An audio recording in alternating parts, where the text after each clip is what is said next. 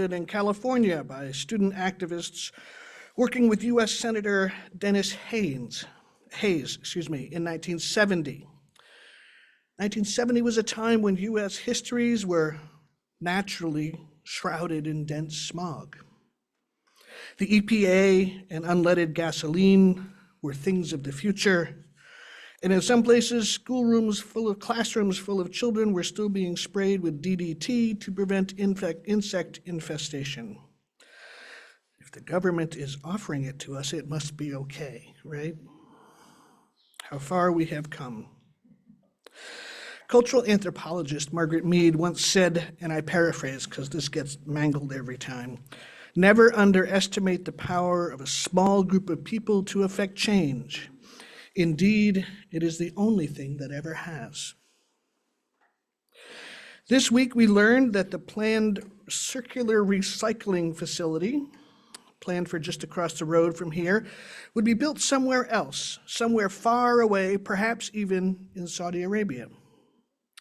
The potential harm that project posed to our valley and the precious Susquehanna River, which feeds the Chesapeake Bay watershed, was beyond imagination. The process was untried and unproven, the hazards were unspecified, but had the potential to do enormous damage to the people and the environment.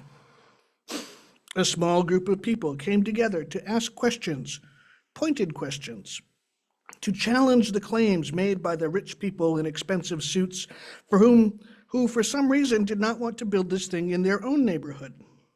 And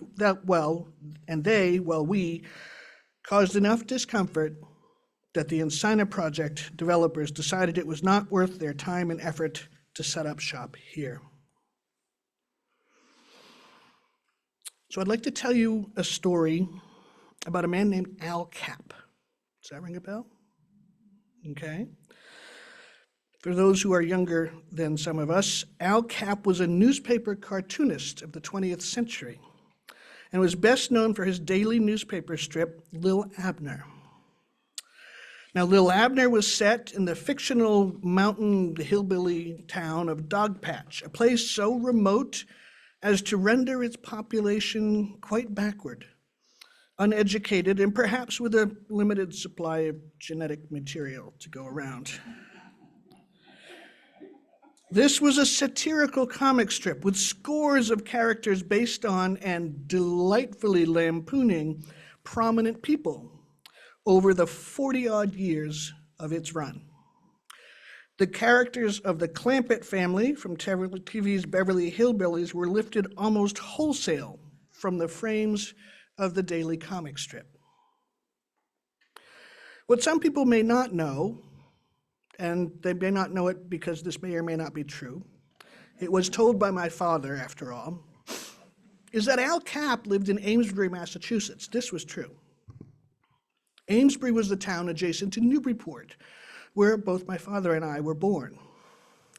It is said that while Capp set Dogpatch in some generic Appalachian southern town, he drew many of the characters and their characteristics from the nearby town of Seabrook, New Hampshire. Now, Seabrook is located on the coast, just across the border from Massachusetts, and it was where people from both Massachusetts and Maine would go for tax-free alcohol and cigarettes and to get tattoos, which were illegal in that age. I got my first tattoo in Seabrook in 1980-something. Because it was illegal in Massachusetts. Natives of Seabrook were viewed as uneducated, lazy, backward, and perhaps possessing a limited supply of genetic material. In short, Dogpatch. In the Little Abner strip, a giant industrialist owns most of the businesses in town, but lives safely away from the riffraff. He decides to locate a terrible, poisonous, dangerous manufacturing plant in town, figuring that because the townsfolk shared a limited set of genes and teeth, there would not be sufficient organized opposition to stop it. Now, Seabrook is between the very nice towns of Newburyport Massachusetts, and Ipswich and other Cape Ann towns, and the Tony mansions of the Nouveau Riche in Hampton and Hampton Falls, New Hampshire. Seabrook? Well, there weren't nobody there smart enough to protest, and everybody was so desperate for work, even deadly work, that they would not oppose the death mill that was planned. It was, and is still called, the Seabrook Station Nuclear Power Plant. It was built in the 1970s and 80s, opened for operation in 1990, and is still running. You see where this is going, right? Northumberland and Selinsgrove have too many people.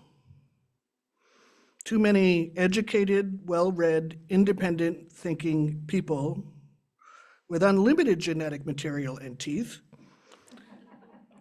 to propose putting a deadly toxic facility in those towns, right? That's just a bad idea. Further north are the towns of Danville and Bloomsburg, both with large population bases, hospitals, medical centers, colleges. But Port Township? Not as many people live there. No real industrial or commercial base either. There's easy access to good roads and rail lines. A big business would help the tax base. And there are lots of people desperate for work and willing to drink poison if it means their kids won't starve. And yet, a small group of citizens, active, devoted, concerned, vocal citizens, were able to protect the larger community from the establishment of a future Superfund site. It is a good day to celebrate Earth Day. Environmental stewardship in all its forms, whether planting trees, street activism, financial support, educating ourselves, all of it is a spiritual practice that deepens our connections with each other and with the earth that is so precious and so threatened.